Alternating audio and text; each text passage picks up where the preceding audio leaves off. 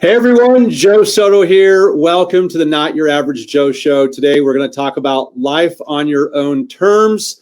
We're going to talk about how to create a champion mindset and a victor mentality even during turbulent times. I've got a special guest for everyone. Just stick with us. This is the Not Your Average Joe Show, where each week we bring you sales, marketing, and mindset strategies you need to get to your next level. And now, here's your host, international business mentor, Joe Soto.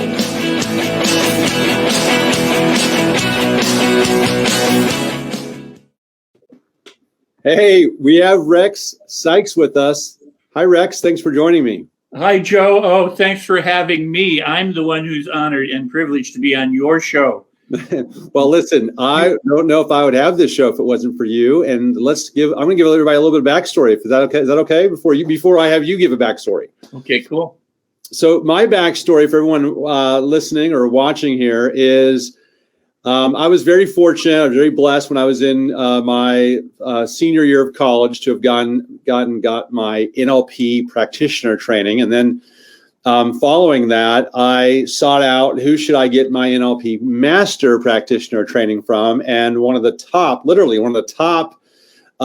training institutes in the world was owned and ran by Rex Sikes. And so I got my master practitioner training in neuro-linguistic programming and NLP with the one and only NLP master trainer, Rex Sikes. And I had earlier on my show, on episode 2, I had Wyatt Woodsmall, also a pioneer in the field of NLP. And like you, had also worked for years with Richard Bandler, although I think you even worked even longer with Richard. But nonetheless, the master practitioner in NLP really set me on a trajectory that has been unforgettable for me. And I'm so happy and blessed to have you have had that kind of impact in my life. You were one of my early mentors. In fact, probably the most important early NLP mentors that I had.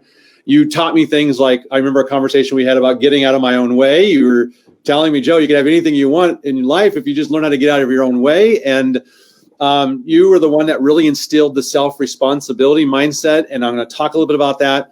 But why don't you share with everyone a little bit more than that? Because I know you're so much more than your background in NLP training. You've got all these different things you've done with your life, and I can't wait to talk about some of the stuff in your new book.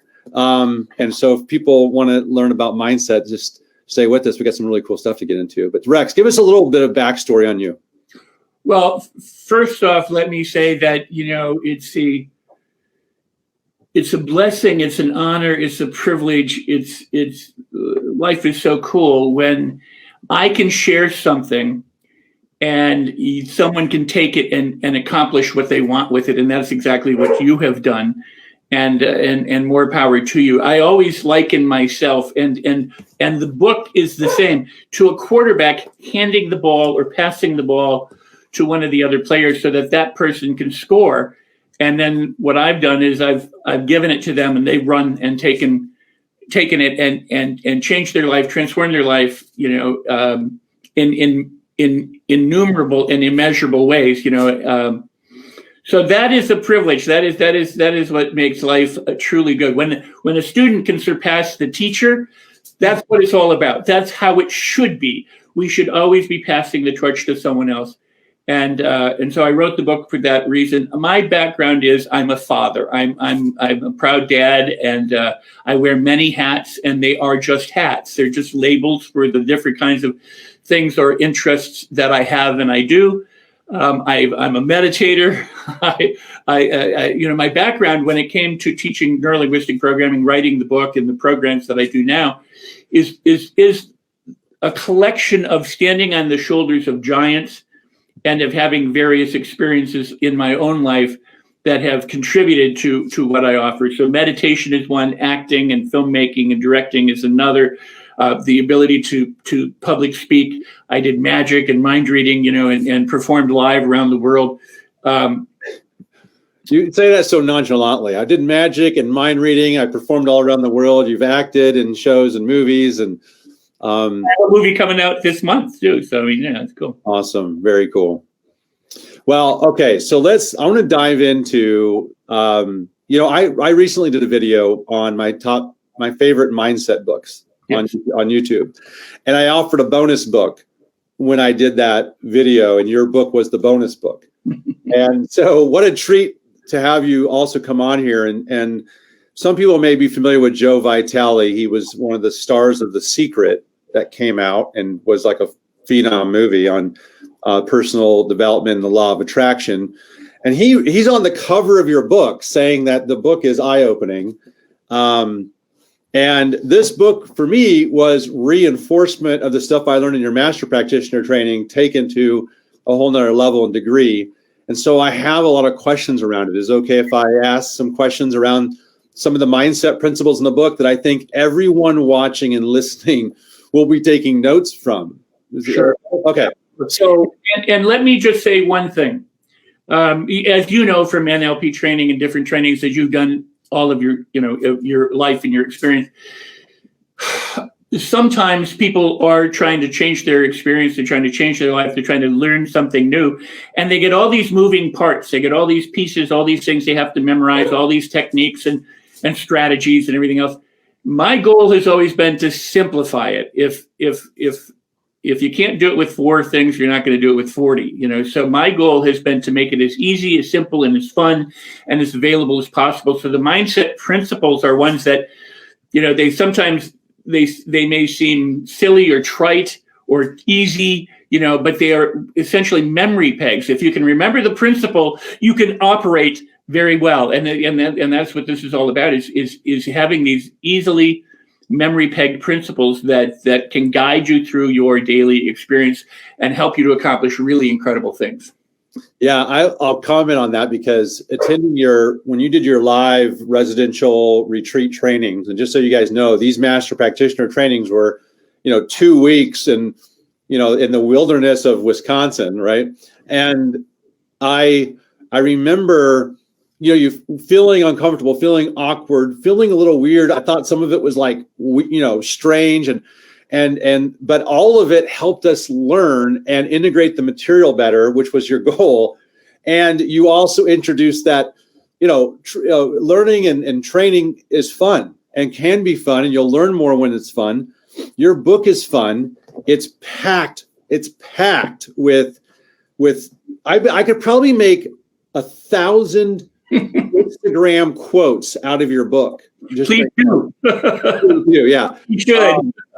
And so a couple things on here. All right. So one is, and you mentioned chapter 3, you title. It's my favorite title in the book. It's not my favorite chapter. They're all good, but I have a favorite chapter. I'll tell you in a minute. But chapter 3, listen to this, everyone. He calls it, "There's no such thing as self-sabotage."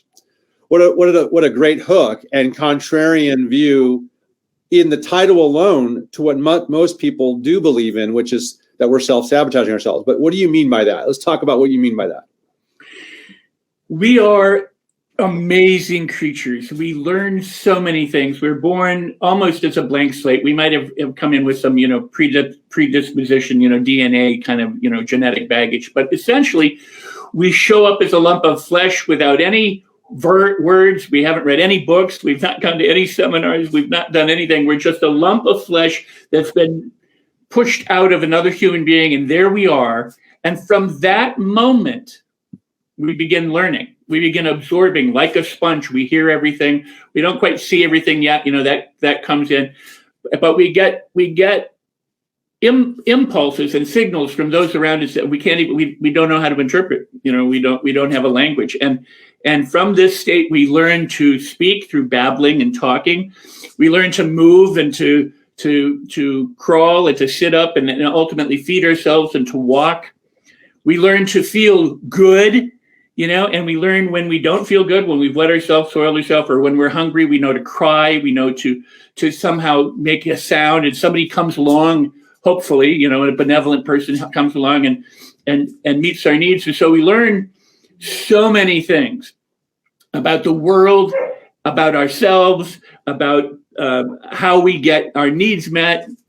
And from 0 to about 7, we're just a hypnotic sponge. We're just picking up beliefs that are both that serve us very well and beliefs that serve us very, very poorly. We learn the world is either a good place or a not so good place. Money is either easy to come by or hard to come by. We either learn we're a person of worth and we deserve all sorts of great things, or we're really a lowly, low life, sad person who has nothing going for themselves. And none of these are true. None of them are written in stone. It's just what we acquire in the living experience. And one of the concepts that we have acquired, and thanks to psychology, and everything else, is that we somehow can interfere with ourselves. We somehow can sabotage ourselves. It's as if we want to do something and then we deliberately thwart that, and then we feel bad, we lose out, we miss out, and then we go, well, see, I proved myself right. I'm really a toad. I'm not good. I'm not valuable. When in fact, why I say there's no such thing as sabotage is your brain works perfectly well to deliver a result. Whatever that result is, whatever you learned. If you learn to feel good, it will deliver that. If you learn to feel bad, it will deliver that. If you learn you're a person of worth, it will deliver that. If you learned you're a person of no worth, it will deliver that. If you believe you can do anything you put your mind to, you learn that. If you believe you can't do anything you put your mind to, you've learned that. And so what happens is the brain just does what the brain does, and we don't like the result. So we say, well, I screwed myself over, or I sabotaged myself. That's fighting. That's like a red herring. It's a distraction. It's an excuse. It's the wrong emphasis. What you want to do is say, you know what? I have good habits and I have not so good habits, and I let the not so good habits rule. So what do I want to do? I want to shift. I want to learn from this experience, and instead of directing my attention to go with the bad habits, I'm going to redirect and go with the good habits. So you're not sabotaging yourself. You're working perfectly well to get a result that you don't intend. I love that. That's a great view and frame for looking at it. Well, when you think about it, we're perfect, but we're perfect. It's a result that we want. Pardon me. It just doesn't mean we're getting the result that we want, even though we're perfect. Well, right, and here's one of my principles: adjust and continue. Keep going, keep moving. Just make adjustments, make corrections, and go along.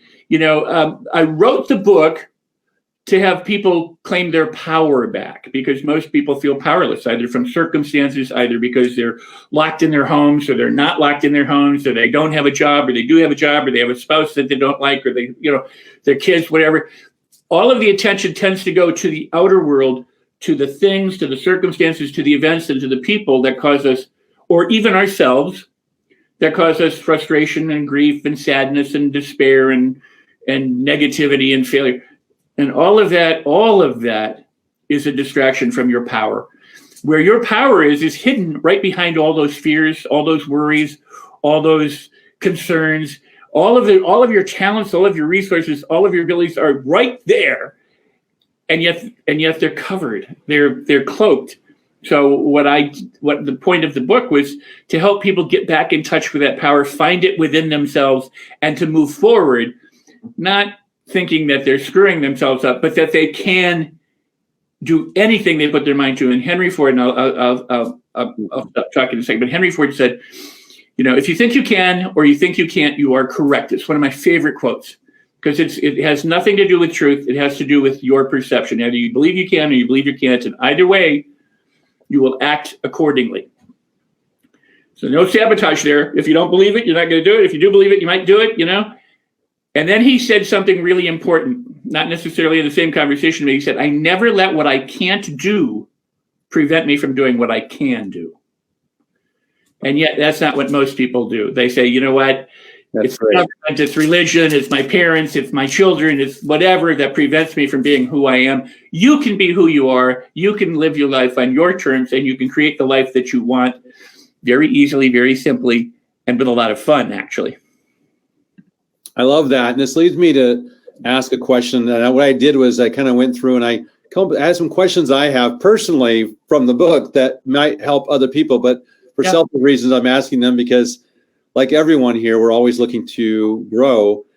And sometimes we get really bogged down and focused on what's happened in the past. And it's even the recent past, like what's gone on with the world with this global pandemic that's kind of bonded everyone together. Right. But, obviously there's different people who tend to focus more on the past than others. But how do we learn from and let go of the past? Like, what would be a tip, or what would you advise someone who says, how do I let go of the past? Maybe that's something that's burdening me when I think about it. And how do they learn from it and move on? You got to create a little bit of distance. It's kind of like, you're in the museum and you're standing next to a painting, and you got to back up and take a look at the painting so that you can take it all in. You're just too close to it standing where you are.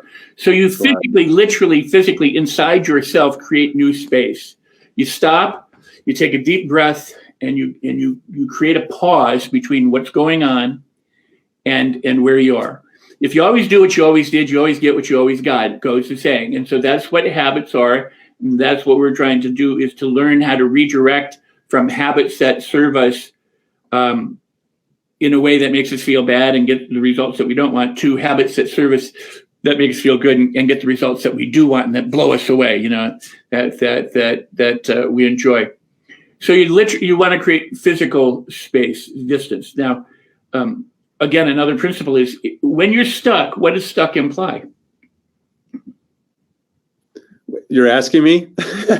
Well, it means you can't move forward. You can't move. We can't move in any direction if you're stuck, essentially. Yeah. So you can't move. So what do you need to do to get unstuck? You move. Do something. Yeah. Right. So the goal is just to create movement. Anything's better than more of the same thing. Huh? That doesn't work. I said anything's better than more of the same thing that doesn't work. So move. Right. So the thing is to stop doing what you're doing and do anything else. Anything else. It's like if you're stopped on the road, at a four-way stop, you can go right, you can go left, you can go forward, you can go back, you can go wherever you want. You have a choice. So the first thing is just to stop, interrupt the pattern, stop the cycle of, I'm caught in this loop of negativity. I'm caught in this loop of horrible self-talk that just rags on me. I'm caught in a loop of self-doubt or fear or worrying about stuff. I'm caught in the loop of, there's never enough money at the end of the month kind of thing. So you need to stop, take a deep breath, get some distance from what it is that you're thinking about, and then do anything else. Redirect your attention. It's like stop, drop, and roll. If you suddenly were caught with in flames in a fire and you're running from a house, what do they tell you to do? Stop, drop, and roll to put the fire out. So in this case, you stop, take a deep breath, and then do anything else. Ask yourself a different question, direct your mind in a different way. Letting go is not that hard. I mean, I have here this, and to let go, all I have to do is open my hand and let go. It's just a matter of dropping it. People make issues out of it. They overthink dropping it. If you've ever dropped a glass or a food or a bag or anything, it's just, you just release it. And people go, well, how do I release it? You release it by releasing it. You release it by going, I'm releasing this. Take a deep breath, forgive yourself, allow yourself permission to be who you are. The problem that people have, you in the master track, but the problem that many people have is that they believe their inner dialogue. Yeah. As if it's gospel, as if whatever they're saying to themselves is true.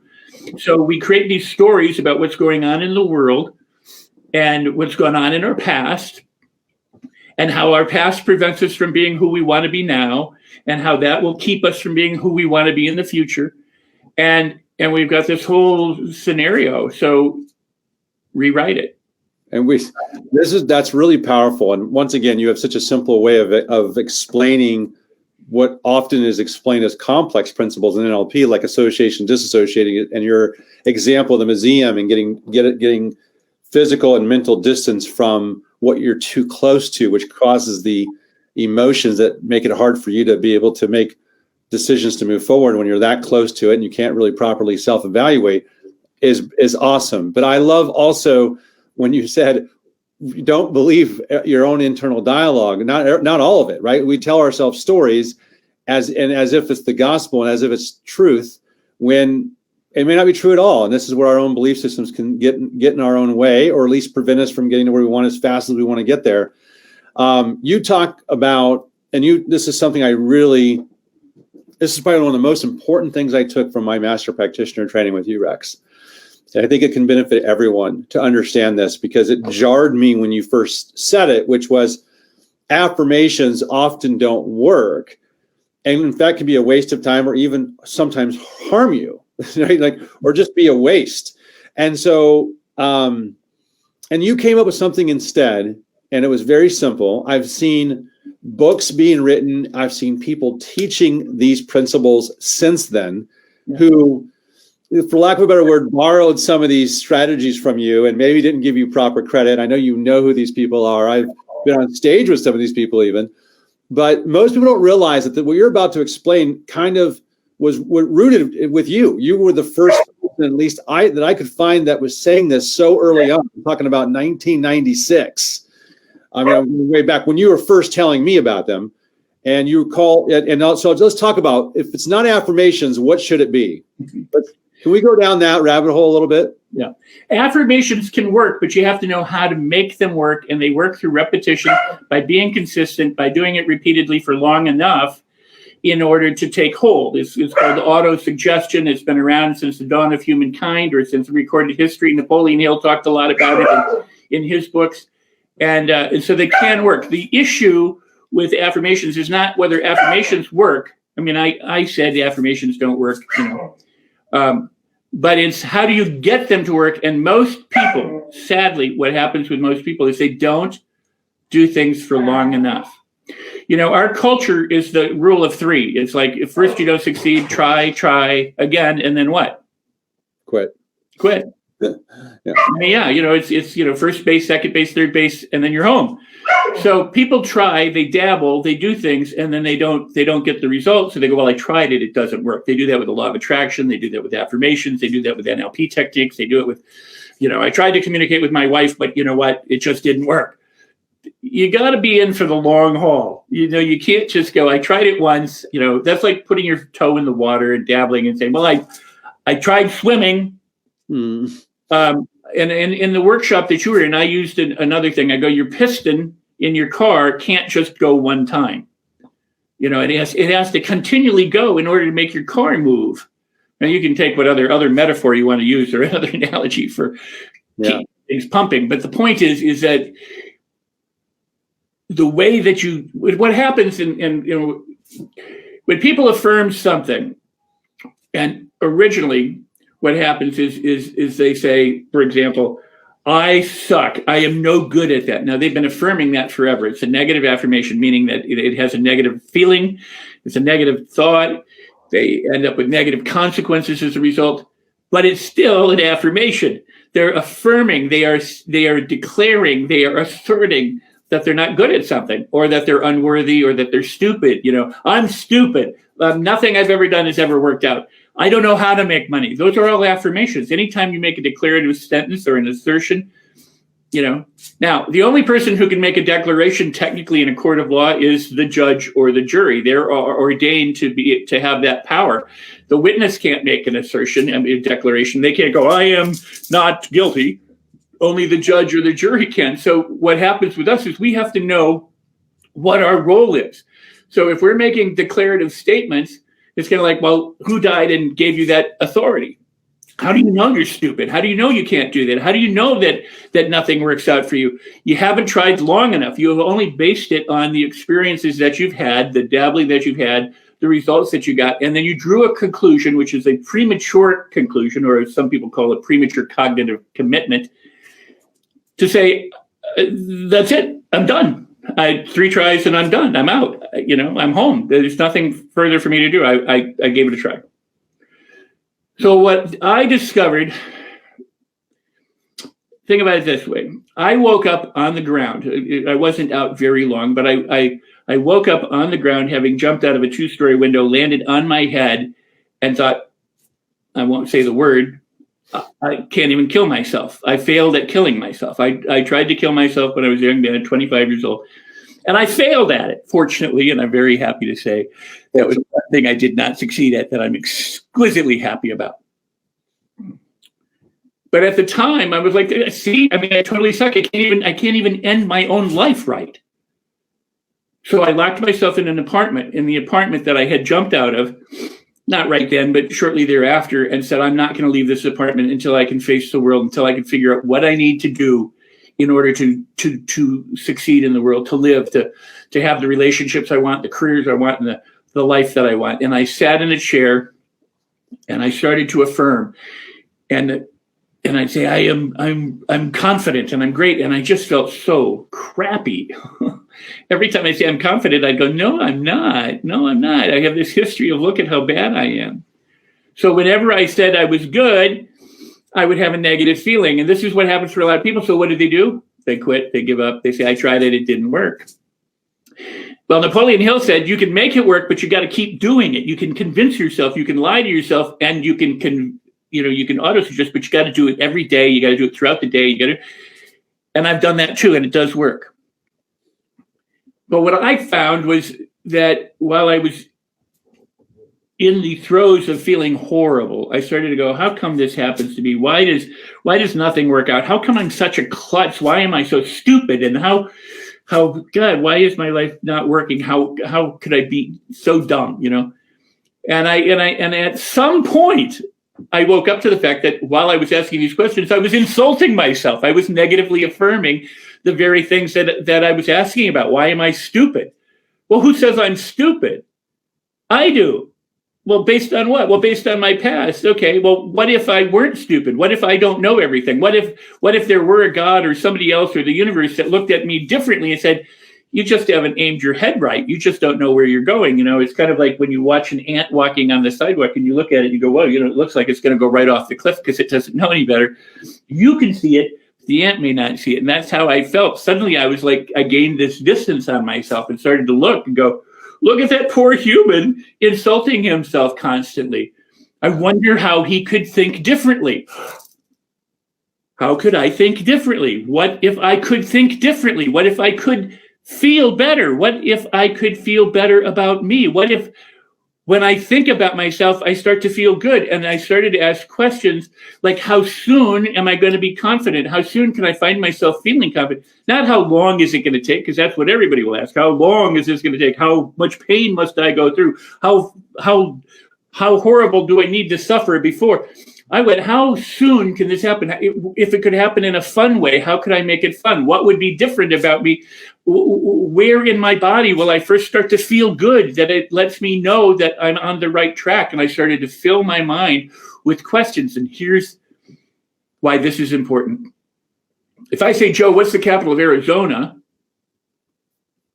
You can say Flagstaff or whatever it is. It's not a yes or no question. It's a question you don't know the answer to. How many different ways can I feel good? I have no idea. In how many ways am I worthy? I have no idea. Now, so you ask questions you don't know the answer to. Your brain has to go look for it.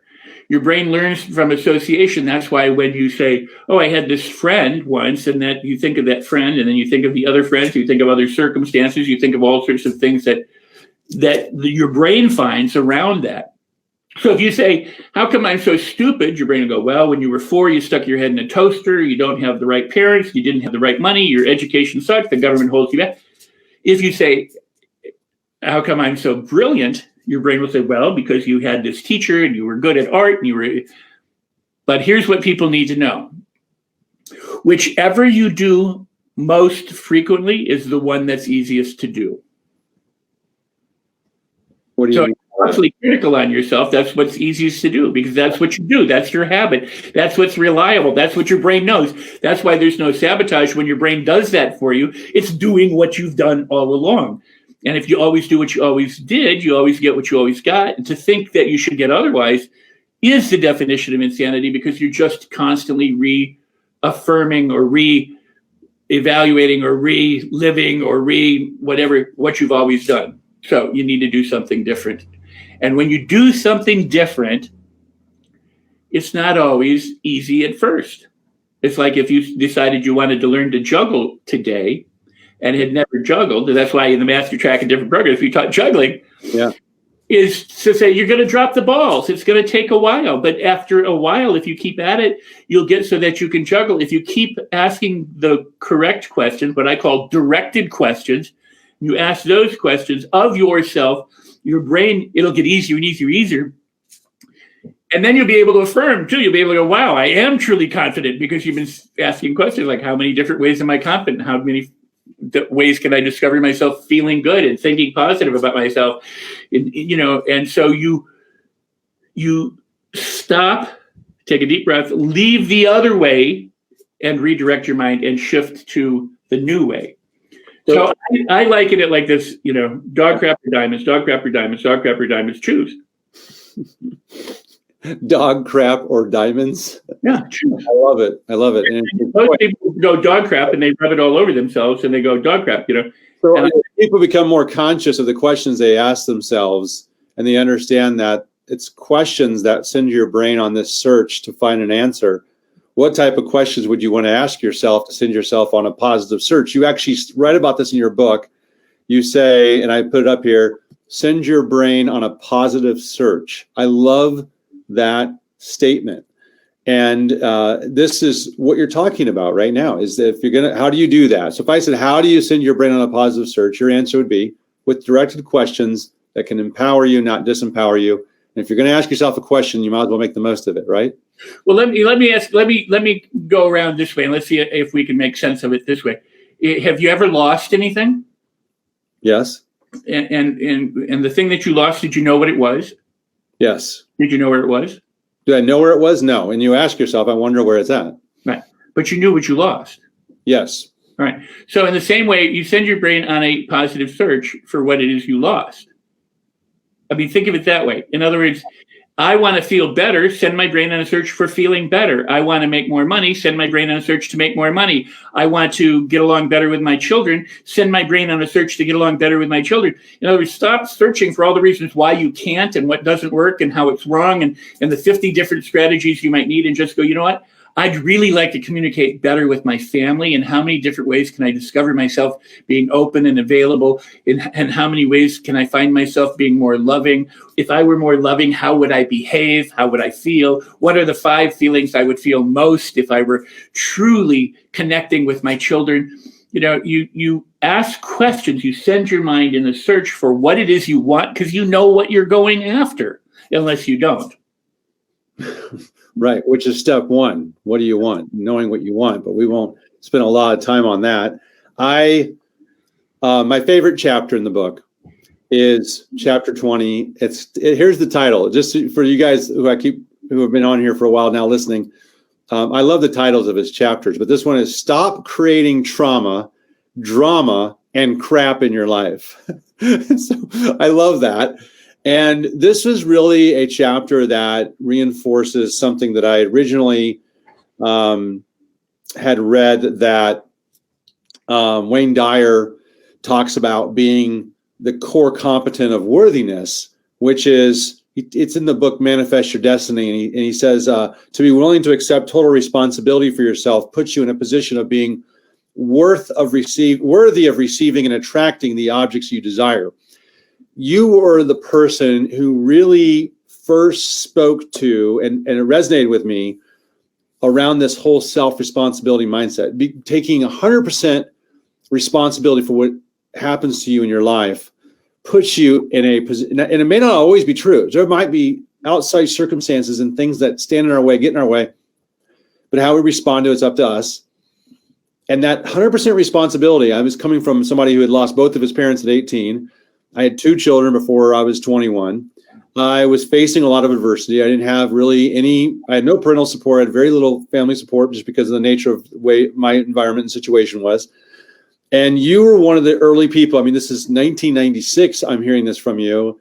And I had a choice. Either I could accept that and figure out, how do I turn things my way and take complete responsibility. And it's from this day forward, which you also emphasize in this book. It's about, what are you doing with the present moment going forward? Because that's up to us to design now. We can design that out. So, and you say, when you accept full responsibility for everything going on, you begin to access your inner strength and power, to what you said earlier. So talk to me a little bit about this mindset and how people can choose to adopt it, instead of putting the blame elsewhere. How do they remove the blame frame in their life? By asking different questions. Instead, if your question is what's wrong or why am I wrong, you have to say what's right or why am I right or how can I find the right areas. You have to stop. We started with the idea of standing at a painting in the museum and backing up to get distance and looking at the painting. But you can also step forward and look at the brush strokes, the play of light, the texture. You can look at all the different elements that go into making up the painting. So you change your perspective by going forward and backward. A lot of times what happens with people is when they get stressed physically, our brain, background in whole brain learning and accelerated learning, is that when we are faced with a problem, whether that's a problem taking a test in school or problem solving in our life or between people or out in the nature and a bear is changing us, what happens physiologically is adrenaline starts pumping. So if somebody gives you the finger, they tell you something wrong, and emotionally we respond very similar to being, chased by a bear in the woods. We have fight or flight or freeze. And when we get into that fight or flight mode, we have adrenaline, and the adrenaline is there so that we can escape, so we can run away. So blood literally leaves the bulk of our body. It goes to our extremities so we can run really fast. Our peripheral vision shuts down so we can move, straight and see what's ahead of us and stuff like that. So when we are frustrated, when we're hurting, when we're sad, we have a particular focus on an issue, and what we need to do is, again, gain distance and perspective. If you've ever put together puzzles, I don't know if we did this in your master track, but we did in many of the programs. We would have people try and do a puzzle with 4 or 5 people, multiple puzzles all thrown together, and, a pretty difficult exercise. And we say, go put it together. Very difficult.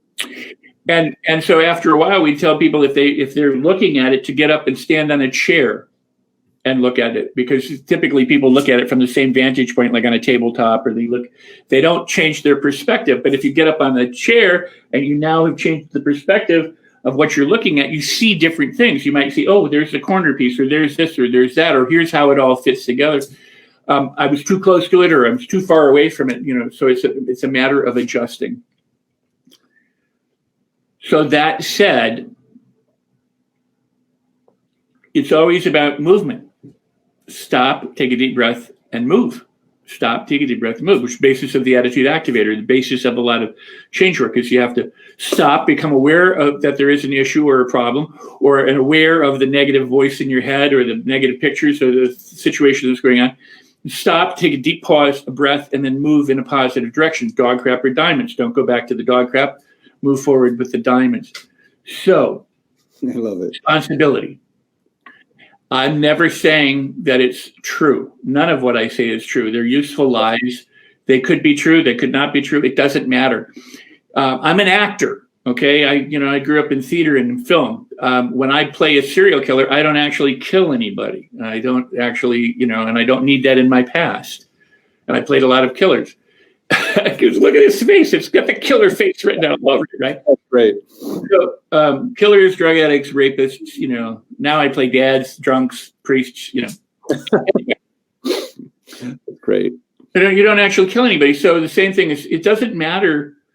Our dialogue inside our head, the talk that we've listened to for years isn't necessarily true. We may have believed it all this time, and now it's saying, I don't have to believe this anymore. I don't have to believe I'm a schmuck. I don't have to believe I can't do things. I don't have to believe that life is hard. I don't have to believe that I can't make money. I can believe what I want. Same thing with responsibility. When you take responsibility and go, I'm responsible for everything that's going on. I'm responsible that I have no life. I'm responsible that I have no money. I'm responsible that nobody likes me. I'm responsible. You now are stepping into your power where you can begin to change that, because if you've created the mess, you can uncreate the mess. Just don't buy into it is the point. Don't go, okay, I created this mess, now I'm going to go eat worms, which is what some people do, and then they wallow and they I'm a survivor, I'll never get over it, my life ended when I was 19. Take responsibility for where you are right now and your attitude towards it. Now, you said something really important. Yeah, there are circumstances that come along. Can you control the weather? I don't know. I don't know. Maybe you can. Yeah. Maybe really. I mean, they say that the flapping of the butterfly wings in South America affects the currents in Washington State. So maybe you do. Yeah. And maybe it's just so far apart that you don't. Maybe our whole collective consciousness, the zeitgeist that we have, is determinant for what's going on right now. Maybe all the chaos and confusion in the world is because a lot of people are thinking chaos and confused thoughts. But even if it's not, you can use it to your advantage by going, if I assume that that's true, if I assume I create this mess, now I can uncreate the mess. Now I can create the positive stuff because I am responsible. I am the author of my life. If you're not the author of your life, in other words, if you're sitting in the backseat of the car, you're going for a ride by who's ever driving the car. If you're driving the car, you determine where you want to go. Now, maybe the roads get closed or there's detours or a fire comes up and you have to change direction. Okay, go with it. In other words, responsibility means that as things come up, you adjust and continue. You correct and continue. You keep going. You don't have to stop. You don't have to give up. You don't have to throw in the towel. My dog is not throwing in the towel. She continues to bark all along, going, "Hey, I'm here. Let me out. Let me out." Okay, you forewarned me, and people don't mind. Go ahead. Yeah. So you know what I'm saying, and she's very well taken care of. She's just letting us know she's there. So the point is that when you claim your life back, and that's what the whole book is about, is to claim your life back so that you can do something. If it's that old saying, if the world hands you lemons, make lemonade. It's what you do with it. If somebody gives you the finger, you can react, which is to give the finger back and swear or whatever, or you could respond differently. That's why. And what do you have to do to respond differently? Stop, take a deep breath, and do anything else. Because if you do the same thing, you'll be giving them the finger. Yeah. So it's great. Learning to create those pauses, those deliberate pauses that give you space, that allow you to move forward, backward, or any which way in the world, inside yourself and outside yourself, to move forward in positive and productive ways. And I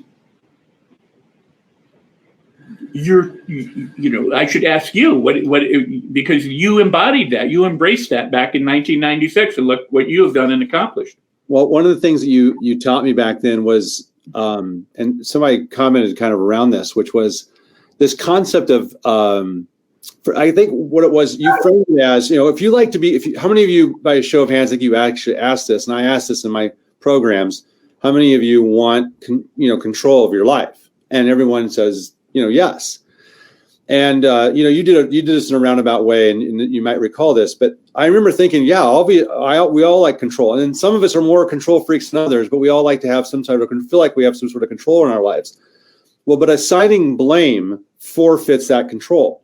So if you're going to blame other people or other things or circumstances or anything other than yourself, you're forfeiting your control to be able to change it. You're saying that if it's their fault, they have to change. If it's his fault or her fault or whoever's fault, in order for you to feel better or to be more productive, they would have to change. And that you can't do anything to change other people or other circumstances. So what you said was very useful when you said it may not be true, but it's a useful belief to have, which is everything's 100% my fault. It's my responsibility for how I respond to it, and it puts me back into control. So you were able to connect that for me, which was, wait a minute, if I like control so much, and if I really want to be in control of my life, and if someone's listening or watching and they want to be in more control of their life, then it only makes sense to take 100% responsibility for your life going forward. And that was profound for me, and I've been teaching it ever since, Rex. I'm happy to hear that. Think of all the lives that are changing as a result of that. That is so very cool. That's awesome. The thing is you cannot be in control of your life if you're blaming others, if you're blaming circumstances, if you're blaming the environment, if you're blaming the God or the politics or the religion or your kids or your boss or your workers. You're not in charge. They are, and you can't be in charge if you're making excuses and if you're complaining and whining and going, there ought to be a law. Somebody ought to do something. You're not in charge. It's claiming back your power. Now, there's a lot of different things to power. Power is like an explosion. Boom, big boom, a lot of effect, doesn't last very long. It's over, okay? And the results could be great. You cleared a rock out of the road or you blew up the wrong thing. You've got storms like hurricanes. Immense power could last a long time. Okay, but it's raging for a long time, and it's going on and on. There's that kind of power. There's electrical power that powers all your stuff. It's just a steady current that you plug into every now and then. And guess what? The lights come on, the TV comes on, the radio comes on, things work. But there's the power of the plant, like the flower.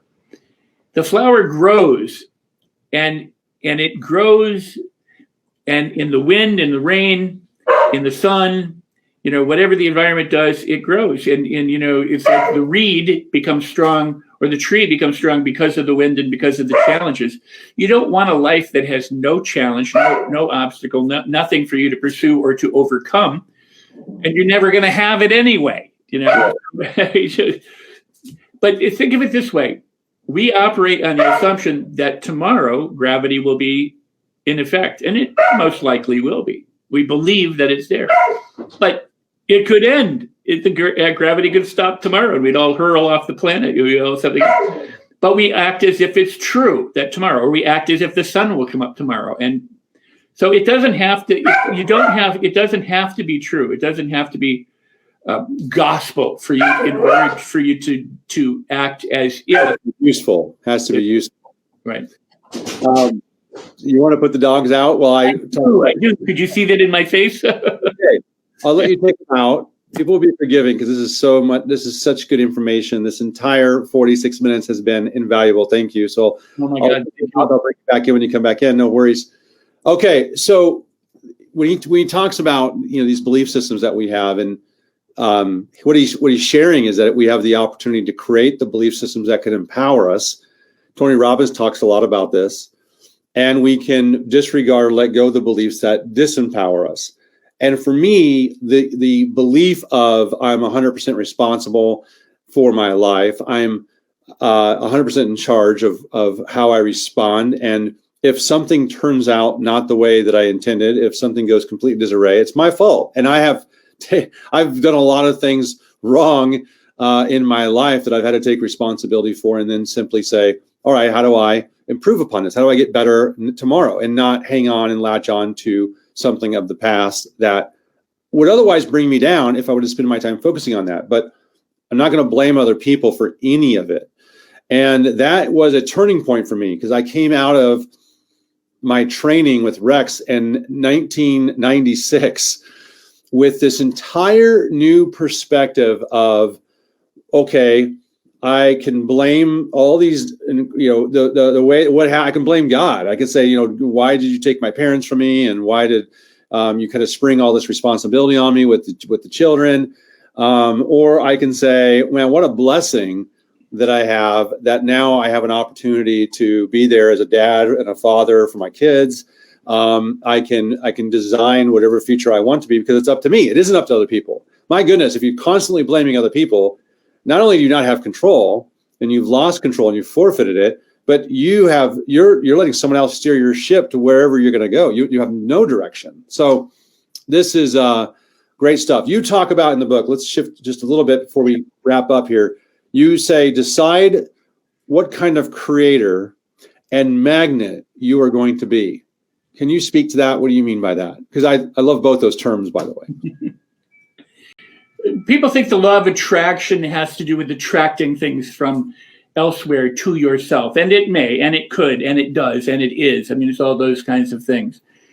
But really, if you study the law of attraction, if you study the universal laws and you study how they're applied, what you understand is if it's going to happen, it's up to you. That's that old saying, if it's going to be, it's up to me. And there's probably nothing truer than that. So if you can keep that in mind as a principle, if it's going to be, it's up to me, then it puts you right in the driver's seat with that. So you're a creator of your life. If you want your life to work and you want everything to get better, it's up to you to make that happen. People will say, well, I don't know how. And that's an excuse. You start with where you're at. You start with where your feet are. You start with where you're facing, and you just start doing things. First thing to do is manage your mindset. Pardon me? I love that. Yeah. If you want more money, you make it happen. You can sit in your room and go, I'm a vessel for money and money flows to me and it's all good. That's great. That's tilling the soil. That's getting or preparing the soil for everything else. You may have to do that before you actually do anything.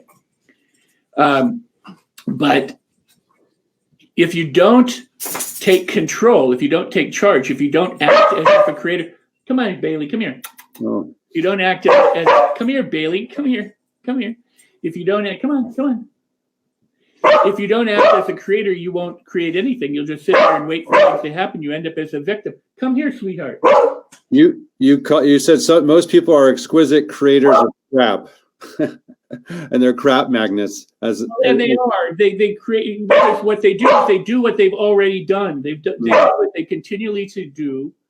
It goes back to dog crap and diamonds. They live out of the habits that they learned from 0 to 7. Primarily hypnotic. Bailey, come here. Good girl, come here. They learn. Doesn't like giving your attention elsewhere, does she? Oh, she's really wanting my attention. Sasha, the older dog, is coming, sat over here by my side, and Bailey's like going, okay, now. People know we're doing this live. Yeah. Come on, Bailey. I'll let you. Come here. This is real quick, you have. We're kind of wrapping up here at the end of the show anyway, and I want to make sure people can get something that you have for free on your site. So how do people find out about you, Rex? Where can they go?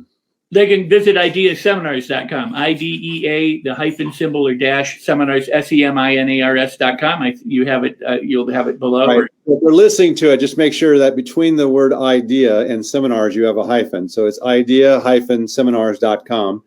And then you have a program there called Your Biggest Problem and What to Do About It. Overcome obstacles, develop a powerful mindset, stop struggling, live the life you deserve. Right there on the homepage of your site, which is a couple chapters of your book, audio. So there's a couple, it's an audio download as well. And I would encourage everyone to take a look at Life on Your Terms and pick up a copy of it and get a review for Rex. This is an incredible opportunity to learn from somebody that I've learned a great deal from over the years. We actually hadn't reconnected for like 20 years or over 20 years. So it's great reconnecting with you. Right. It's been a blessing having you on the show. And you just went through so much stuff, like a masterclass on getting out of your own way, man. I love it. Well, and it's really simple and it's really fun. And what I hope people do when they get the book, they can get it from my website or from Amazon. It's available. Is that it's fun and it's a process. And if you when you read the book, it's like me talking to you as opposed to reading a technical book. And so it's like whispering in your ear, hey, remember to do this, remember to do that, but people can. What I'm so pleased is that the people who've been reading the book, sending me notes and messages, are saying, you know what, this works. I've done it. I've taken back my life. I'm in the process of doing it. They're actually putting into practice what they're getting from the book, and that there is the key. Knowledge is useless if it doesn't lead to some form of action. Action is the fruit of knowledge. And if you say don't do anything, then you really don't know. But if you know and you do and you apply, even if it doesn't work out, you get feedback.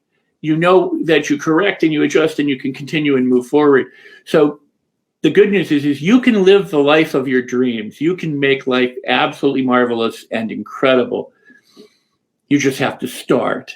I love that. Thank you so much, Rex. Thanks for being the guest on the show today. Thank you, everyone, for listening, for attending, for engaging.